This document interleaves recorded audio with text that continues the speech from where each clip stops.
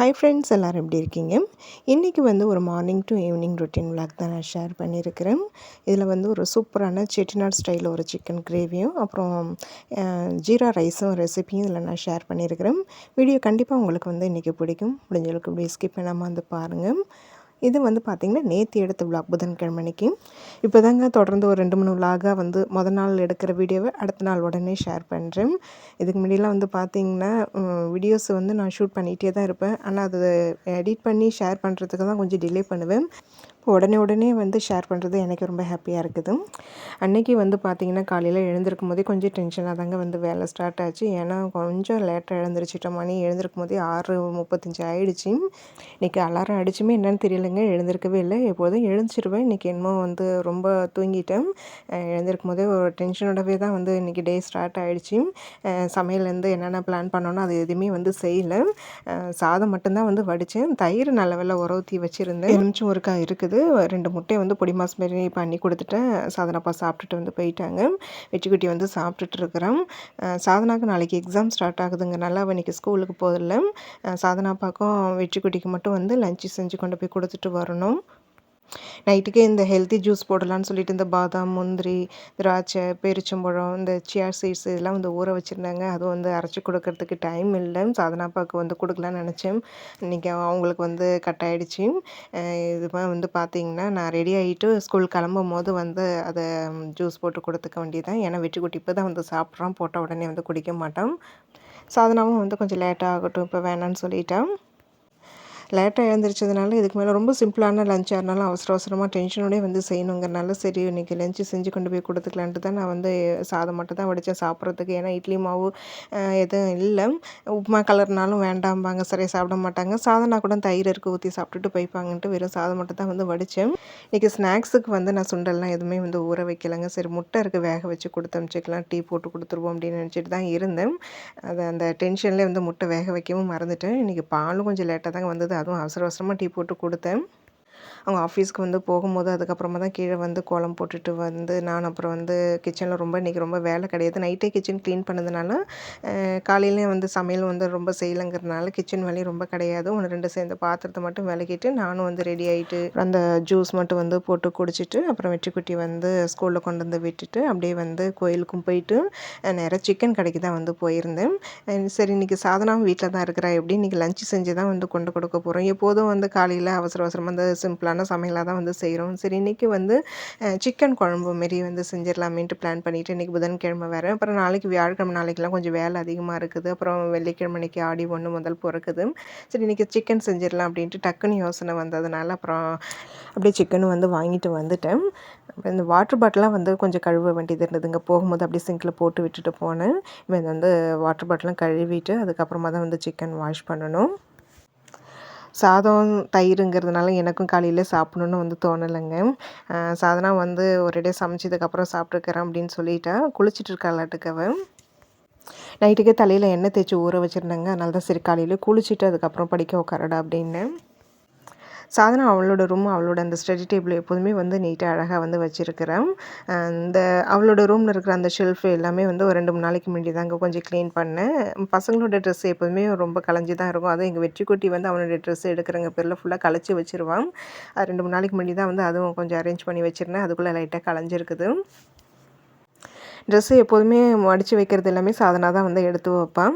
நான் வாரத்தில் ஒரு நாள் வந்து 2 ரூமில் இருக்கிற ட்ரெஸ்ஸு கலைஞ்சிருக்கிறதெல்லாம் அப்பப்போ வந்து அடுக்கி வச்சுருவேங்க. அப்போ தான் கொஞ்சமாவது பார்க்கறதுக்கு நீட்டாக இருக்கும் நம்மளுக்கு.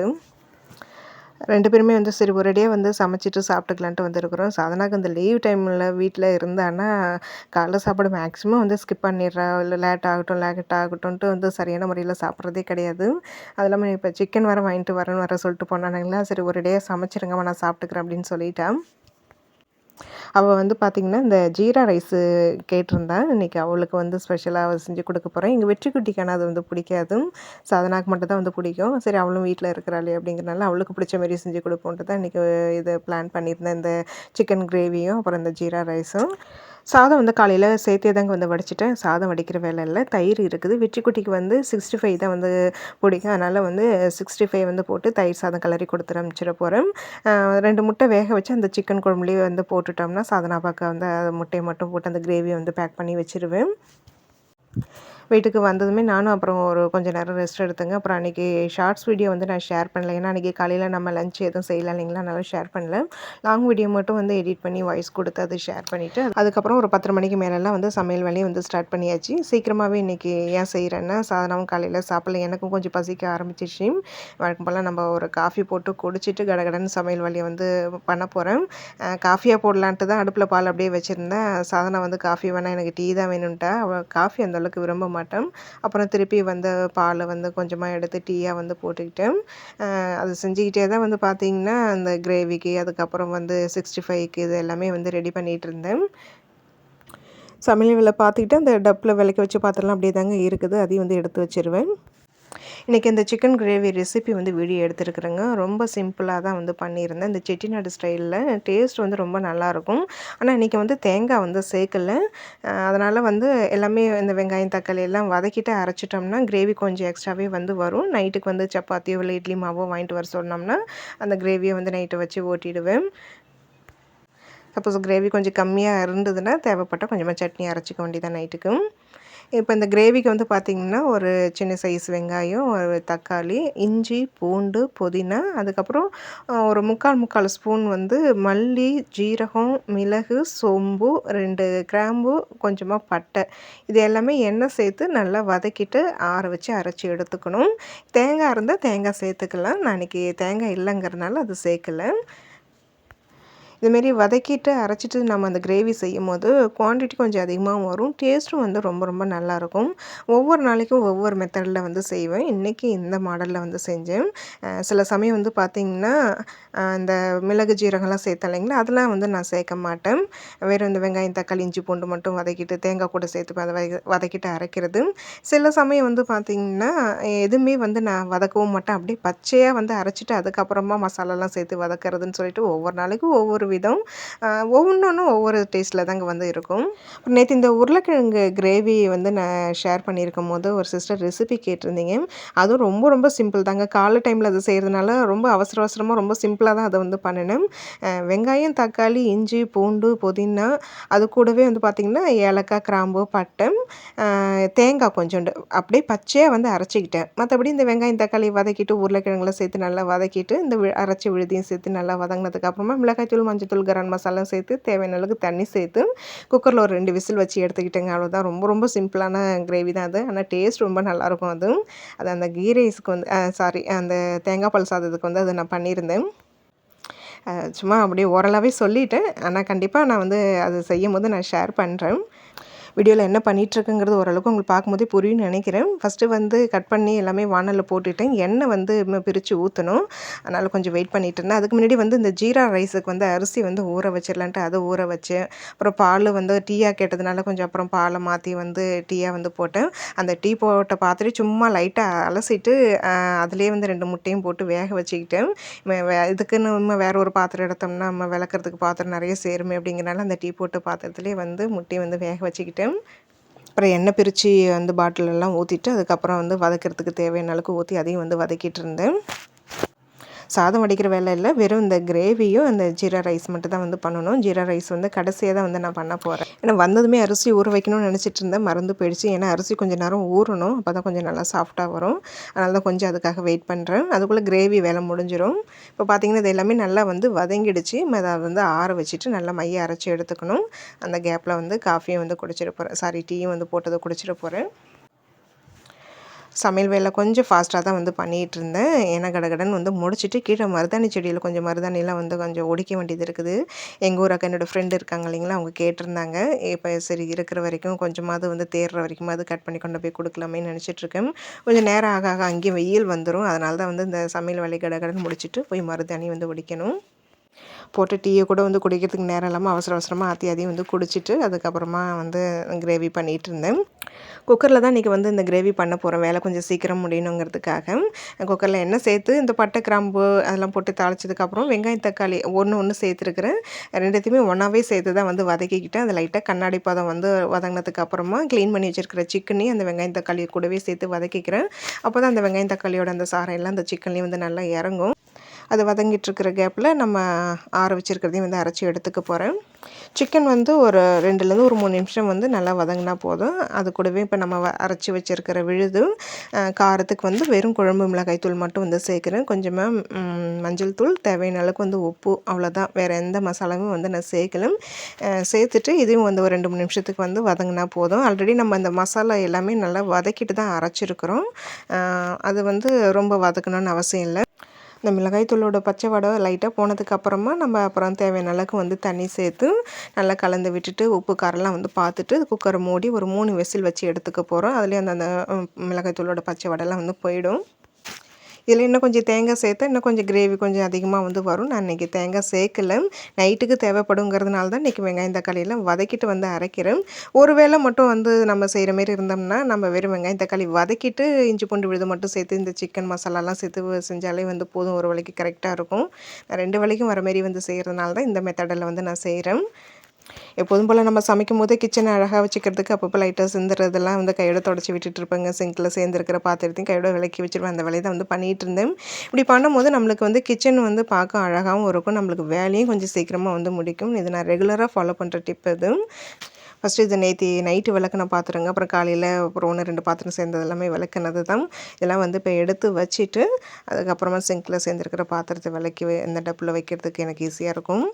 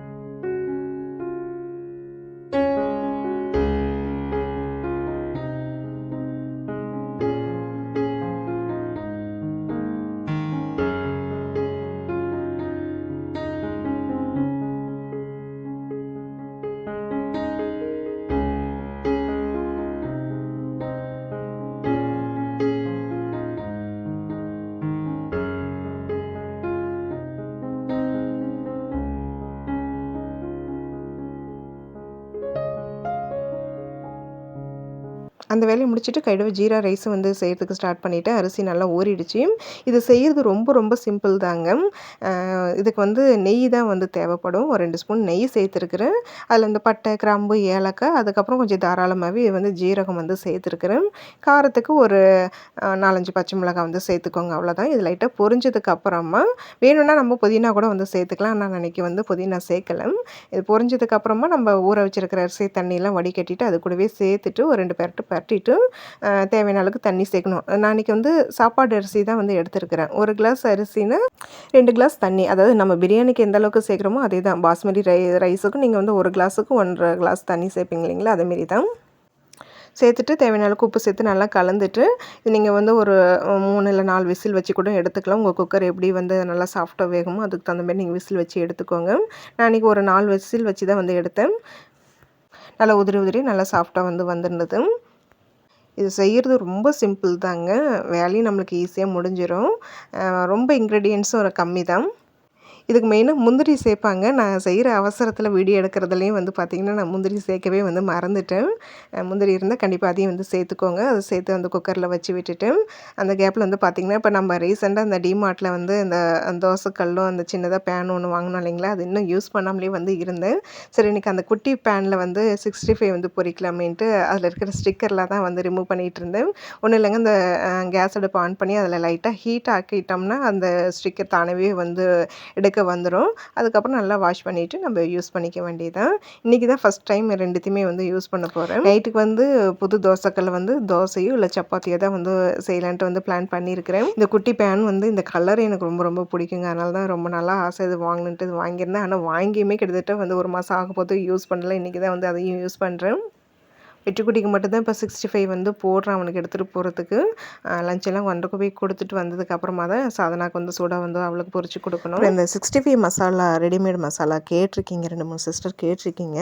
நான் நெக்ஸ்ட் டைம் எப்போ ஊருக்கு போகிறேனோ அப்போ தான் தங்கச்சிக்கிட்ட சொல்லி வாங்கி வைக்க சொல்லி எடுத்துகிட்டு வரணும். அப்படி சப்போஸ் நான் வாங்கினேன்னா கண்டிப்பாக உங்களுக்கு நான் கொடுக்கறதுக்கு நான் ட்ரை பண்ணுறேன். கிரேவியும் ரெடி ஆகிடுச்சு. அதில் தான் அப்புறம் அந்த முட்டையை வந்து கீறி விட்டு அந்த குழம்புல வந்து போட்டு விட்டேன்.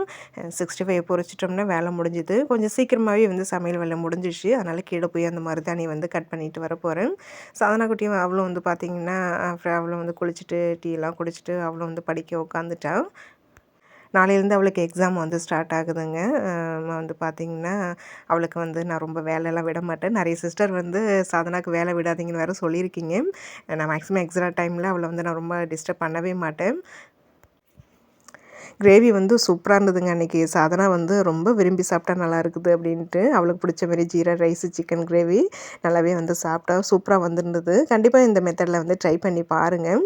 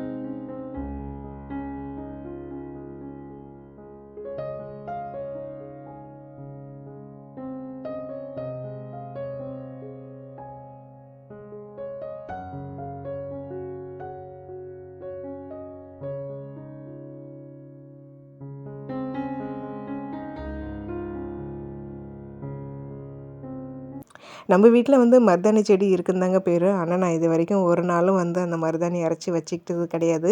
கிட்டத்தட்ட வந்து பார்த்திங்கன்னா ஒரு 15லேருந்து 20 வருஷமாவது ஆகும். நான் அந்தமாரி மருதாணி வந்து அரைச்சி கையில் வச்சுக்கிட்டதுலாம். அதெல்லாம் நான் ஸ்கூல் படிக்கும்போதோ இல்லை நம்ம கல்யாணத்துக்கு முன்னாடியே எனக்கு சரியாக ஞாபகம் இல்லை. எப்போ வச்சுன்னே எனக்கு தெரியல. இந்த கோன் தாங்க எப்பயாவது வந்து நான் வச்சுட்டு இருந்தேன். அதுவும் இப்போ ரீசெண்டாக ஒரு நான் 2-3 வருஷமாக அதுவும் வந்து வைக்கிறதும் கிடையாது. அது என்னன்னு தெரியல, இன்ட்ரெஸ்ட்டே இல்லை. அதுவும் சுத்தமாக இந்த மருதாணி அரைச்சி வைக்கிறதுல அது சுத்தமாக இன்ட்ரெஸ்ட்டே இல்லை. சரி இந்த தடவை நம்மளும் வந்து நம்ம வீட்டு மருதாணியை வந்து ஃபஸ்ட் டைம் வந்து வச்சு பார்க்கலாமேன்னு எனக்கு ஒரு ஆசையாக இருந்தது. அதனால் கொஞ்சம் சேர்த்தே தான் வந்து நான் பிரிச்சுருக்கிறேன். முடிஞ்சால் நைட்டு டைம் இருந்தால் வந்து மருதாணி அரைச்சி வச்சுக்கலான்ட்டு வந்து நினச்சிட்ருக்கேன். மருதாணி இதுமாரி அரைச்சி வைக்கிறது ரொம்ப ரொம்ப நல்லதுன்னு வந்து சொல்கிறாங்க. ரொம்ப உடம்புக்கும் குளிர்ச்சி. எங்கள் அம்மா, எங்கள் மாமியார்லாம் வந்து பார்த்திங்கன்னா, ரெகுலராக வந்து அந்த மருதாணியை அரைச்சி வச்சுக்கிட்டே இருப்பாங்கங்க. கையில் வந்து அந்த கலர் கொஞ்சம் குறைஞ்சிச்சினாலே உடனே அரைச்சி வச்சுப்பாங்க. அது என்னமோ இவ்வளோ நாளும் எனக்கு அதில் என்னமோ இன்ட்ரெஸ்ட்டே இல்லாத மாரி தான் இருந்ததுங்க. பிடிக்காதெல்லாம் சொல்ல முடியாது. அதை அரைச்சி வைக்கணும்னு வந்து எனக்கு தோணல அவ்வளோதான். அப்புறம் அதை உரிச்சிட்டு வந்ததை வந்து எனக்கு மட்டும் சும்மா கொஞ்சமாக உருவி வச்சுட்டு, அக்காவுக்கு வந்து உருவுறதுக்கு எனக்கு டைம் இல்லை. அதனால் பையில் எடுத்து வச்சுட்டேன். ஈவினிங் டியூஷன் போகும்போது கொண்டு போய் கொடுத்துக்கலாம் அப்படின்ட்டு. அப்புறம் வந்து லஞ்செல்லாம் பேக் பண்ணிவிட்டு வெற்றிக்குட்டிக்கு ஃபஸ்ட்டு வந்து கொண்டு வந்து கொடுத்துட்டு, அதுக்கப்புறமா தான் சாதனாவுக்கு கொண்டு போய் கொடுக்கணும். ஏன்டா வந்து நம்ம இன்றைக்கி லேட்டாக எழுந்திரிச்சோம் அப்படிங்கிற மாரி தாங்க ஆயிடுச்சு. அன்னைக்கு அப்படி ஒரு வெயிலுங்க. அக்னியில் கூட இந்த அளவுக்கு வெயில் காட்டல.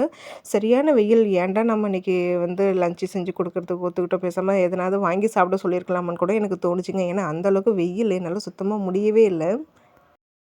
இந்த ஒரு நாள் கொண்டு வந்து கொடுக்குறதுக்கே உண்மையிலேயே சத்தியமாக என்னால் வந்து முடியலங்க. ஆனால் நிறைய பேரண்ட்ஸ் வந்து ரெகுலராக பசங்களுக்கு வந்து லஞ்ச் கொண்டு வந்து தான் வந்து மதிய டைமில் வச்சுட்டு போகிறாங்க. அவங்களாம் பக்கத்தில் வீடாக இருக்கும்னு நினைக்கிறேன். காலையில் எழுந்திருக்கும் போதே டென்ஷனோடு எழுந்தது, லேட்டாக எழுந்திரிச்சது வேறு. அதுக்கப்புறம் தொடர்ந்து வேலை, அப்புறம் இந்த மதியம் இந்த வெயில் டைமில் வந்துட்டு போனது. இந்த கிட்டத்தட்ட அந்த மதிய டைம் ஒரு 10 கிலோமீட்டர் கிட்ட இருக்குங்க. வெற்றி ஸ்கூலுக்கும் அவங்களுக்கும் போயிட்டு ரிட்டன் வீட்டுக்கு வரதுக்கு ஒரு 10 கிலோமீட்டராவது ஆகும். போயிட்டு வந்ததுமே சுத்தமாக எனக்கு முடியலங்க. வந்ததுமே கொஞ்சம் நேரம் கழிச்சு அதுக்கப்புறமா தான் வந்து நான் சாப்பிட்டேன். முன்னாடி சாதனாக்கு சாப்பாடு வச்சு கொடுத்துட்டு அவள் சாப்பிட்டுட்டேன். அதுக்கப்புறமா கொஞ்சம் நேரத்தில் அப்புறம் திருப்பி வந்து வெற்றிக்குட்டியை வந்து 3 மணிக்கெலாம் ஸ்கூலில் பிக்கப் பண்ணிவிட்டு சாதனா வெற்றி டியூஷனுக்கு கொண்டு போய் விடுறதுக்கு வந்தேன். கிளம்புற அவசரத்தில் அந்த டென்ஷனில் அந்த மருதாணி உடச்சி வச்சது கூட எடுத்துகிட்டு வர மறந்துட்டேன் அக்காட்ட கொடுக்கறதுக்கு. அப்புறம் ஈவினிங் வந்து என்னால் அங்கே உட்காந்துருக்க முடியல. அது மட்டும் இல்லாமல் சாதனாக்கு ஒரு புக்கு ஆர்டர் பண்ணிச்சு. அது வேறு வருங்கிறதுனால அப்புறம் நான் கிளம்பிட்டேன். அப்புறம் சாதனா பாட்டுக்கு தான் அப்புறம் அந்த மருதாணி கொடுத்து அனுப்பிச்சேன், அக்காட்ட கொடுங்கன்னு சொல்லி. எப்போதும் வெயிட் பண்ணியிருந்து கூட்டிகிட்டு போவேன். இன்றைக்கி வெயிட் பண்ணலை, கொஞ்சம் நேரம் மட்டும் இருந்துட்டு அப்புறம் கிளம்பிட்டேன். இன்றைக்கி காலையில் எழுந்திரிச்சதுலேருந்து ஈவினிங் ஒரு 3 மணி வரைக்கும் என்னுடைய பொழுது இப்படி தாங்க வந்து போச்சு. இதை தான் நான் இன்றைக்கி ஷேர் பண்ணியிருக்கிறேன். கண்டிப்பாக உங்களுக்கு இந்த வீடியோ பிடிச்சிருக்கும்னு நினைக்கிறேன். வீடியோ பிடிச்சிருந்தால் லைக் பண்ணுங்கள். நாளைக்கு வந்து இதோட கண்டினியூ வீடியோவில் வந்து பார்க்கலாம். ஏன்னா இதுக்கப்புறம் தொடர்ந்து வீடியோஸ் எடுத்துகிட்டு தான் இருந்தேன்.